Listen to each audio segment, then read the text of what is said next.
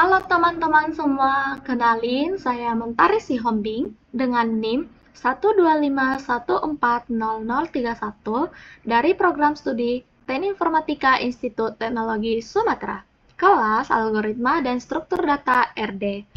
Nah, teman-teman, di sini saya akan mengerjakan dan menjelaskan tugas yang diberikan oleh Asisten Praktikum Algoritma dan Struktur Data RD, yang dimana materinya itu tentang subprogram dan struct. Kita langsung ke soalnya aja ya, teman-teman. Di sini soal pertama, kita disuruh membuat program rekap nilai mahasiswa. Materinya struct, fungsi, dan pass by value. Ketentuan program ini, input data 5 mahasiswa berisi NIM, nama, nilai tugas, nilai UTS, nilai UAS menggunakan loop for. Berarti ini artinya kita disuruh membuat struct mahasiswa yang berisi NIM, nama, nilai tugas, nilai UTS, dan nilai UAS, teman-teman. Simpan setiap mahasiswa ke dalam array of struct mahasiswa. Input data 5 mahasiswa yang memakai loop for itu kita simpan ke dalam array of struct-nya, teman-teman. Yang ketiga, panggil hitung NA dan get grade untuk setiap elemen array. Berarti hitung NA-nya ini, teman-teman, kita memakai rumus yang ini. 30 tugas dikali 30%, ditambah UTS kali 30%, tambah UAS kali 40%, teman-teman. Untuk get grade-nya, kita menggunakan grade-nya itu segini ini, teman-teman. A lebih besar sama dengan 85, B lebih besar sama dengan 75, C lebih besar sama dengan 60, D lebih besar sama dengan 50, dan E lebih kecil dari 50, teman-teman.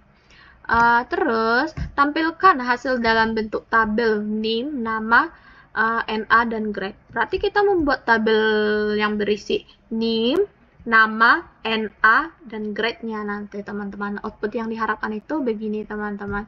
Kita langsung ke online GDB aja ya, teman-teman, biar kita jelaskan. Nih, program pertama yang sudah saya kerjakan. Di sini, teman-teman melihat include IOStream kan, teman-teman. Include IOStream ini untuk input, berfungsi untuk input dan output, teman-teman. Output. Atau ada cin dan code-nya, teman-teman. Terus, kalau include string ini yaitu untuk apa, teman-teman? Apa ya aku bilang? Teks. Untuk teks, teman-teman. Atau untuk menyimpan teks lah, untuk menyimpan teks. Seperti NIM, nama, itu pakai string aja nanti, teman-teman. Kalau untuk iomanip ini digugakan untuk mengatur tampilannya supaya hasil tabel kita rapi. Berarti untuk menghasilkan tabel yang rapi.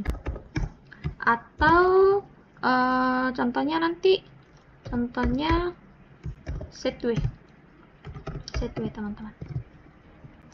Nah, untuk using namespace std ini digunakan supaya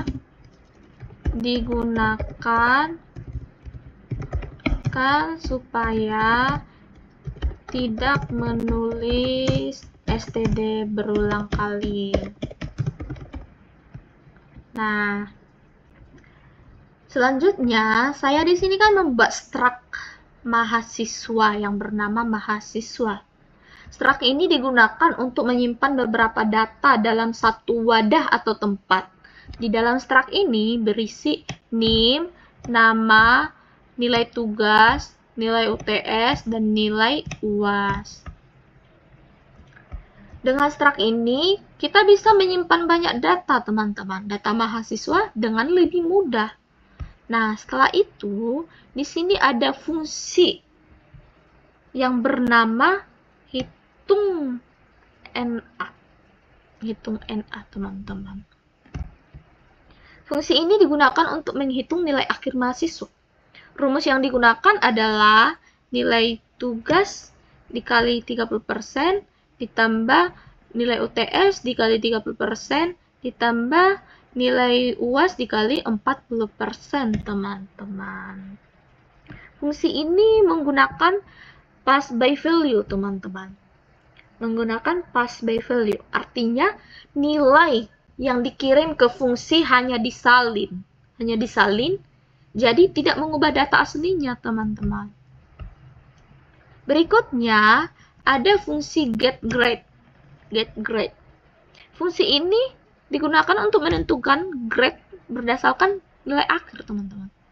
Kalau nilai akhirnya 85 lebih besar sama dengan 85, berarti nilainya A. Kalau nilai akhirnya lebih besar sama dengan 75, berarti nilainya B. Kalau nilai akhirnya lebih besar sama dengan 60, berarti nilainya C. Kalau nilai akhirnya lebih besar sama dengan 50, berarti nilainya D.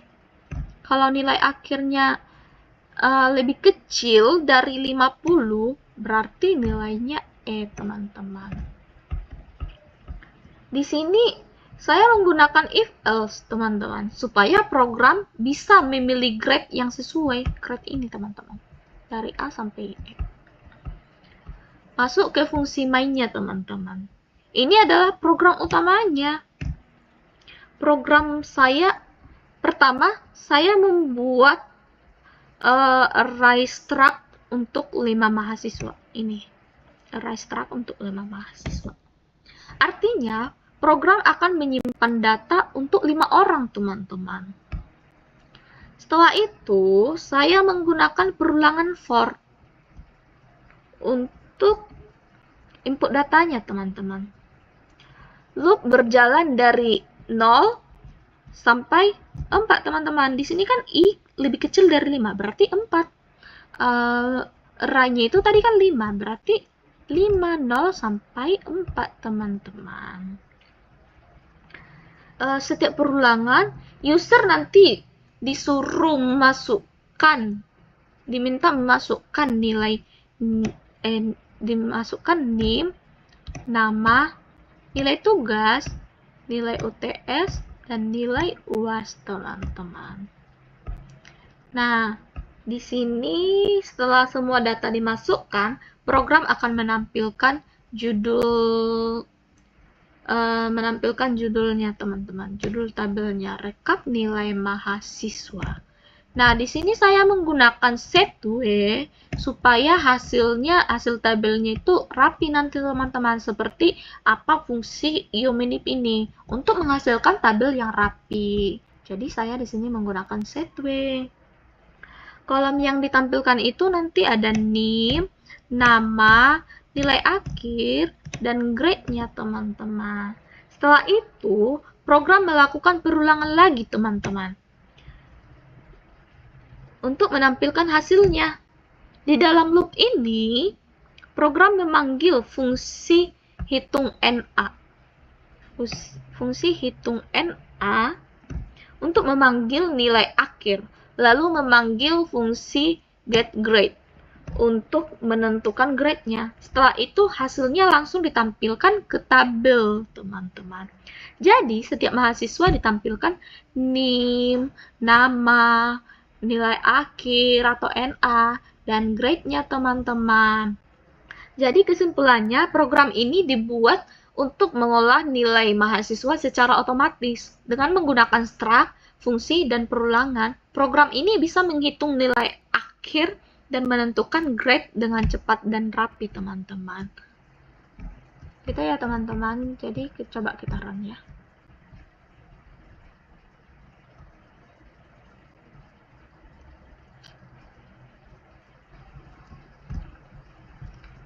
NIM. Coba NIM aku ya, 125140031. Namanya Mentari. Nilai tugasnya kita buat 87, nilai UASnya 82, UTS, nilai UASnya kita buat 89. NIM yang kedua kita buat 122 12 00 03. Coba di sini Satria namanya.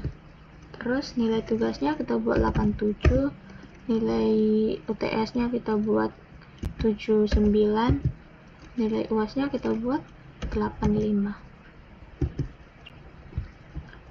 Untuk data ketiga itu kita buat 123 22 0 118. Namanya Hotmaida.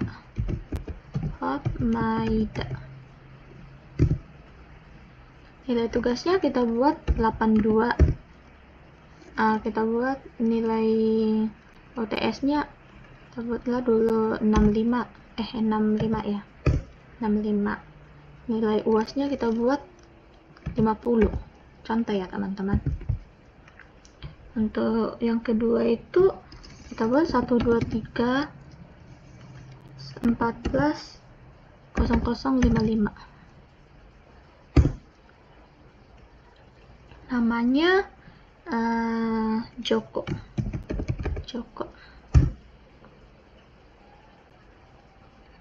Nilai tugasnya kita buat 83. Nilai UTS-nya kita buat 79. Nilai UAS-nya kita buat berapa ya? 90 deh. Nah, untuk yang terakhir kita buat 123 36 0088. Namanya Feby. Nilai tugasnya kita buat, ini hanya contoh ya teman-teman, 50. Terus nilai UTS-nya 70. Nilai UAS-nya kita buat 60. Ini teman-teman, berarti hasil output yang diharapkan itu udah sesuai kayak yang tadi teman-teman, yang ini nih gitu teman-teman. Nih kita lanjut ke soal yang kedua. Soal yang kedua ini kita disuruh membuat program penggajian karyawan. Materinya struct sebagai parameter, fungsi return struct, dan prosedur.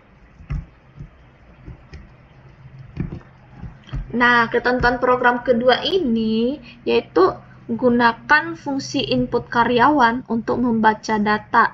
Hasil fungsi disimpan ke variabel struct. Berarti gunakan struct karyawan yang berisi ID, ini loh teman-teman, ID, nama, jabatan, gaji pokok, dan jam lembur. Yang kedua, semua kalkulasi tunjangan dan lembur dilakukan oleh fungsi masing-masing yang menerima struct sebagai parameter atau passing by value. Berarti kita di sini input data melalui fungsi teman-teman, yaitu input karyawannya yang mengembalikan struct.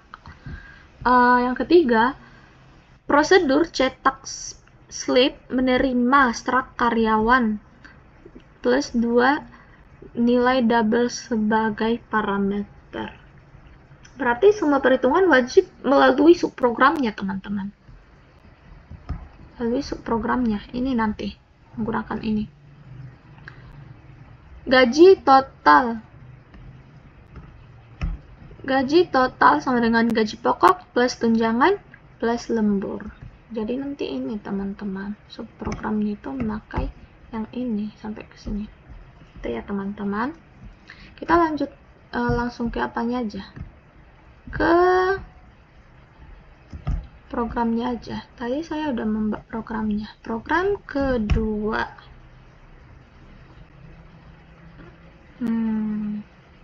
Bentar ya teman-teman. Nah, seperti yang tadi ini teman-teman, include IOStream itu untuk input output seperti in dan cout gitu teman-teman. Kalau string ini untuk teks yang berisi nanti nama gitu loh teman-teman, contohnya nama. Kalau include emanip ini untuk tabel teman-teman, supaya tabel kita itu terlihat rapi gitu teman-teman. Kalau using namespace ini supaya kita tidak menulis berulang kali teman-teman std-nya ini.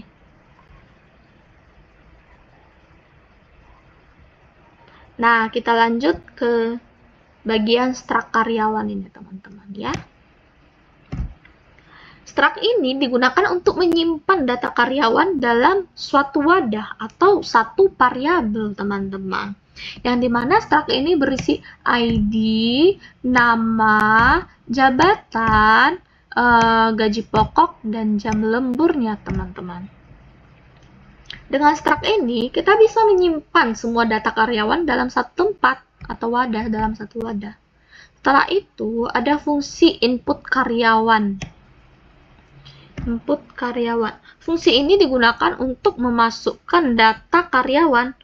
Fungsi ini tidak punya parameter, tapi mengembalikan struct karyawan, teman-teman. Di dalam fungsi, user nanti diminta memasukkan ID,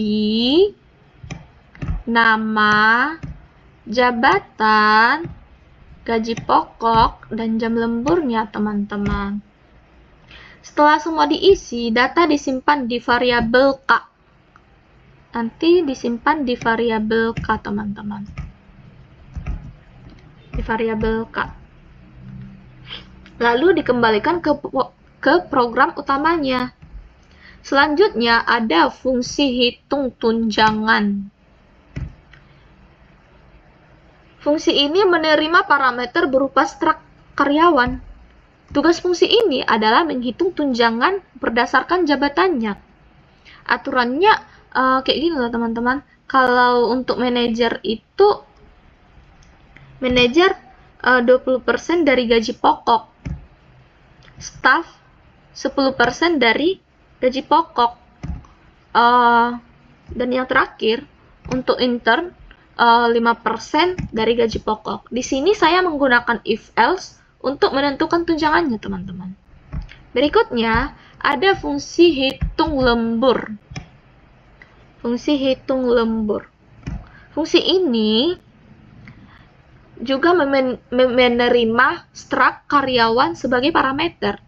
Rumus lemburnya adalah jam lembur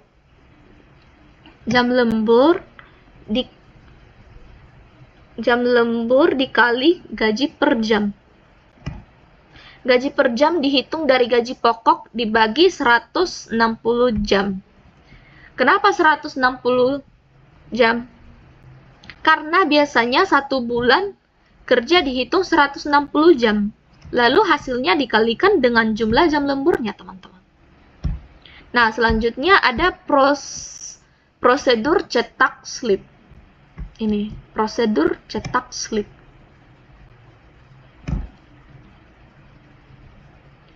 Prosedur ini digunakan untuk menampilkan slip gaji. Prosedur akan menerima 3 parameter, yaitu struct karyawan, tunjangan, dan lemburnya. Di dalam prosedur ditampilkanlah nanti ID-nya, nama, jabatan, gaji pokok, tunjangan, lemburnya, terus total gajinya, teman-teman. Total gaji dihitung dari gaji pokok plus ini, teman-teman. Total gaji dihitung dari gaji pokok plus tunjangan plus lemburnya. Nah, selanjutnya di sini ada masukkan fungsi keamain, teman-teman. masuk ke fungsi mainnya, teman-teman. Ini adalah program utamanya. Pertama, saya membuat variabel pegawai dengan tipe struct.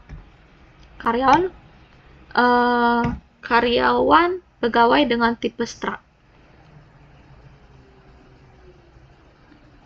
Variabel ini digunakan untuk menyimpan data karyawan.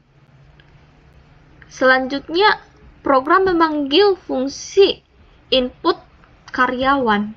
Fungsi input karyawan. Fungsi ini akan meminta user menggunakan data, lalu hasilnya disimpan ke variabel pegawai. Ke sini disimpan, teman-teman. Yang kedua, di sini ada fungsi hitung tunjangan. Setelah data masuk, program akan menghitung tunjangan dengan memanggil fungsi hitung tunjangan, lalu menghitung lembur dengan fungsi hitung lembur. Semua perhitungan dilakukan di dalam fungsi. Jadi program utama hanya memanggil saja. Yang ketiga, setelah itu program akan memanggil prosedur cetak slip.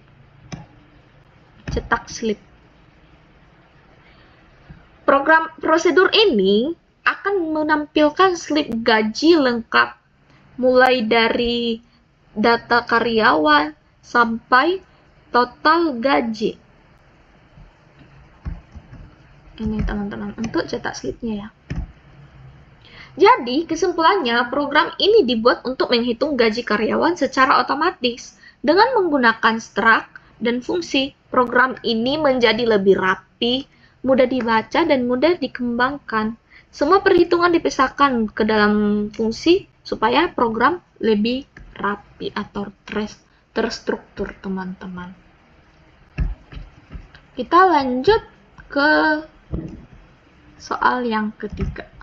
Soal yang ketiga, kita di sini disuruh membuat program sistem kasir pembelian. Materinya itu struct array, fungsi, prosedur, dan akumulasi. Nah, ketentuan program ketiga ini yaitu program meminta input n atau jumlah item, kemudian look for untuk mengisi array of struct pembelian. Berarti kita di sini menggunakan struct pembelian yang berisi kode barang, nama, harga, dan jumlah billingnya. Yang kedua, untuk setiap item, panggil hitung subtotal, hitung diskon, hitung total, lalu cetak item. Berarti di sini semua perhitungannya wajib melalui subprogram, teman-teman, yaitu ini rumusnya ya, teman-teman. Yang ketiga, akumulasi semua nilai total ke variabel dan variabel grand total. Berarti akumulasikan total tiap item ke grand total, lalu tampilkan grand total di akhir struknya, teman-teman. Nih, nanti di bagian struknya itu ditampilkanlah grand totalnya. Kita lihat programnya aja ya. Program ketiga. Ini, teman-teman. Bentar ya. Program ketiga.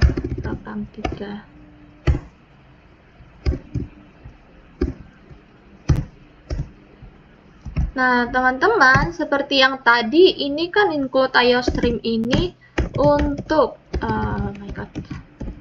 untuk input dan output seperti cin, dan count.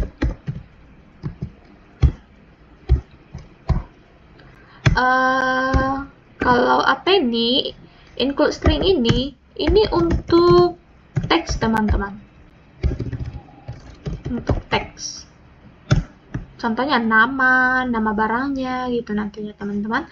Kalau include money ini fungsinya untuk merapikan tabelnya teman-teman, supaya untuk menampilkan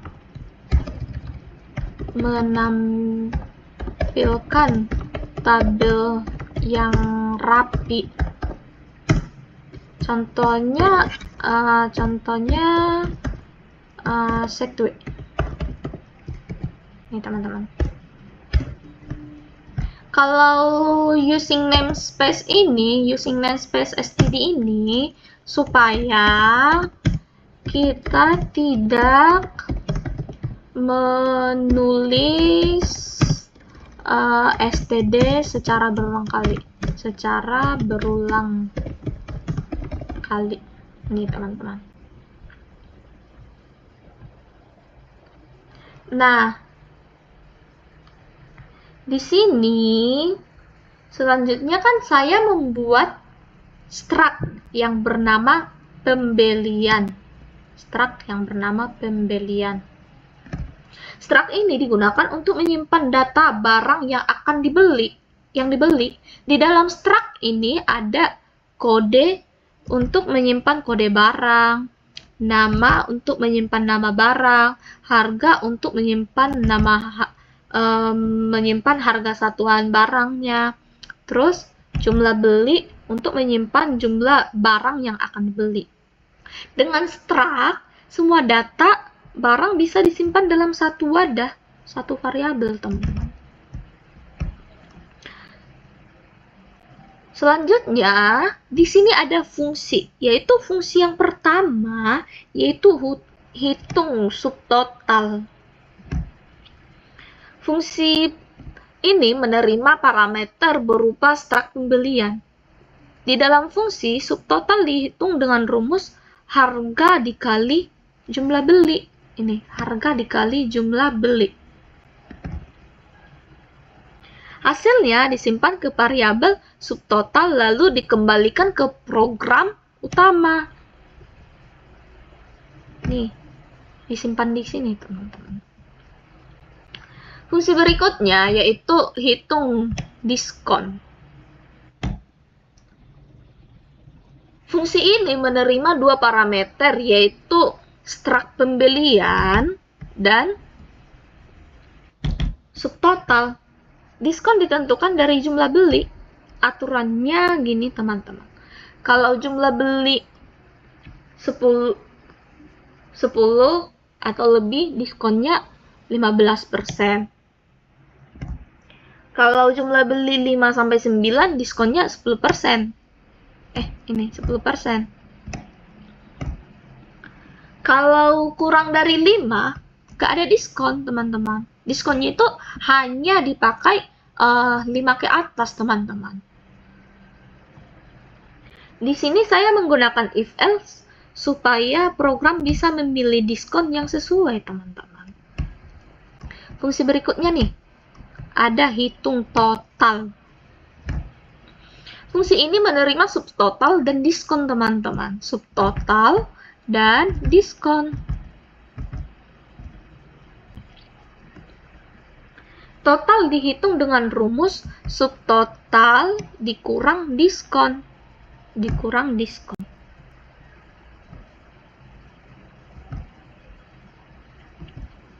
Hasilnya adalah total harga untuk satu barang. Selanjutnya ada prosedur cetak item. Void cetak item. Prosedur ini digunakan untuk menampilkan detail barang. Parameter yang diterima adalah struct pembelian, subtotal, diskon, sama total. Yang ditampilkan adalah kode barang, nama, harga, jumlah belinya, subtotalnya, diskonnya, sama totalnya. Saya di sini menggunakan setPresent. Yang ini, setPresent ini kan banyak ini teman-teman. SetPresent supaya angka rupiahnya tidak ada koma teman-teman. Nah, kita masuk ke program utamanya, yaitu InMind. InMind ini adalah program utama. Pertama, saya membuat variabel N. Untuk variabel N ini untuk menyimpan jumlah item yang akan dibeli. Yang pertama, program menampilkan tulisan struk pembeliannya. Struk pembelian. Lalu user atau kita memasukkan jumlah item, lalu disimpan di variabel N. Yang kedua, setelah itu saya membuat array struct dengan ukuran N. Ini, array menggunakan ukuran N. Artinya jumlah barang bisa lebih dari 1. Saya juga membuat variabel grand total. Variabel grand total untuk menyimpan total semua barang. Nah, di sini saya menggunakan loop. Perulangan for. Loop berjalan sebanyak jumlah item yang kita masukkan tadi, teman-teman.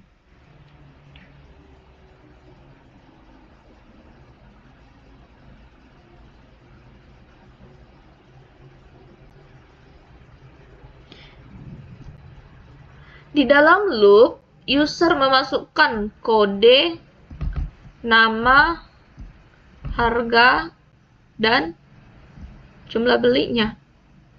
Semua itu disimpan ke dalam array items. Array itemsnya tadi, teman-teman. Yang berikutnya, di sini ada setelah data dimasukkan, program memanggil fungsi hitung subtotal.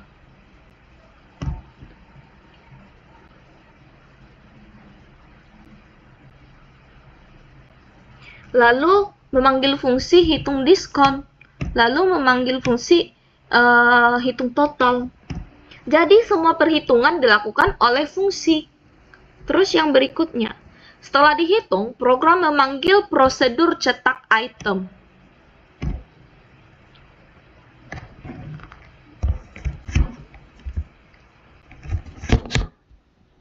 Prosedur ini menampilkan detail barang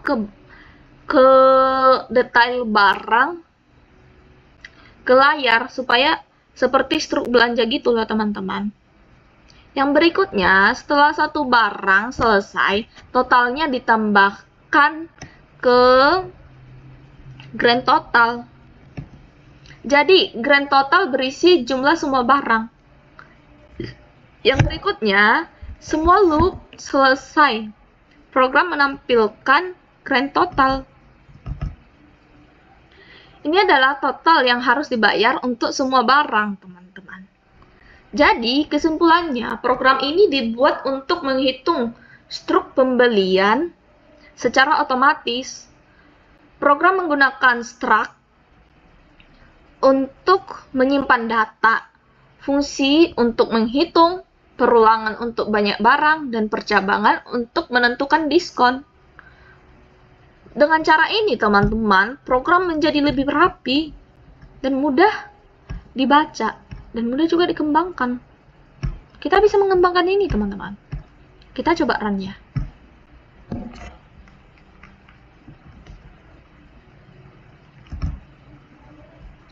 Masukkan jumlah item. Contohnya, kita kasih 3 aja. 3. Kodenya kita buat 45670. Namanya ada nggak sih kodenya tadi, teman-teman? buka ya. Namanya sabun. Harganya 12.000 lah.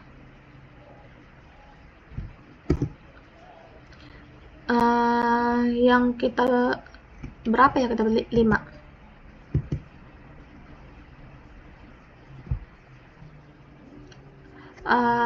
Kode yang kedua kita beli apa ya? Indomie deng, Indomie 1356. Namanya Indomie. Harganya kita buat berapa ya? 3.000. Kita beli 9. Yang ketiga kita beli apa ya?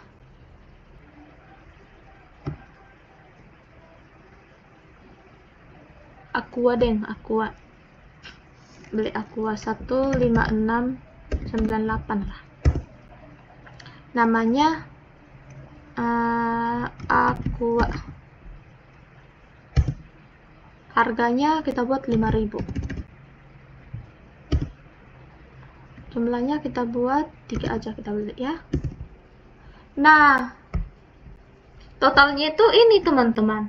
Grand total 93.300 teman-teman.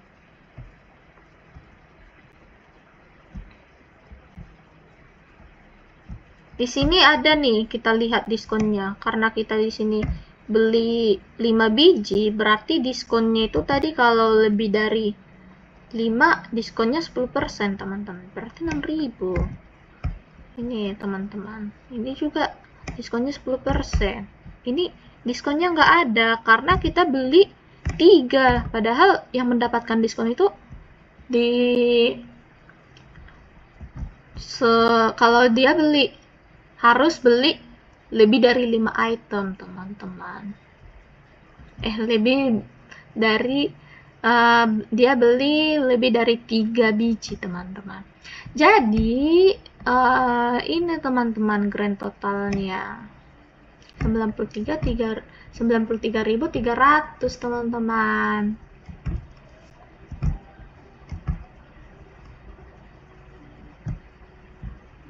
Jadi teman-teman, sekian dari tugas dan penjelasan yang tugas ini. Kalau ada salah kata, mohon dimaafkan. Sekian dan terima